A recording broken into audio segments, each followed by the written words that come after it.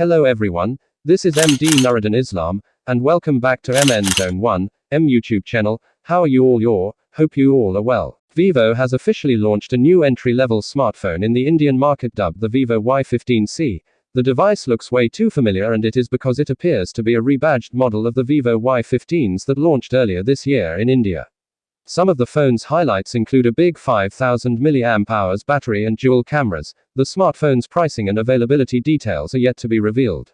For the colors, the phone has mystic blue and wave green color options. The ViVO Y15c comes with a plastic body and has the same design as the ViVO Y15s. The smartphone sports a 6.55-inch water drop notch display with an HD+ 1600 by 720 pixels resolution. It is an IPS LCD panel with a 60 Hz screen refresh rate. The screen has an eye protection mode that filters out harmful blue light. It has the following measurements: 163.96 by 75.2 by 8.28 mm. The phone weighs 179 grams. Coming to the optics, the device features a dual camera system with a 13 megapixels main lens having an aperture of f2.2 and a 2 megapixels macro unit with an f2.4 aperture.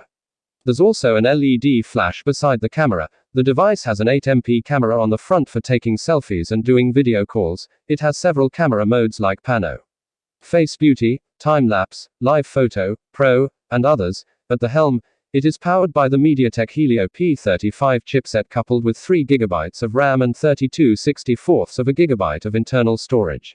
It has a triple slot having space for a micro SD card and 2 nano SIMs. The device packs a 5000 mAh battery with support for 10W charging speed.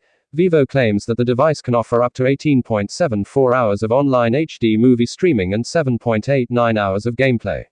It boots on FunTouch OS 12 and has Android 12 beneath it. It has a side-mounted fingerprint scanner offering added security.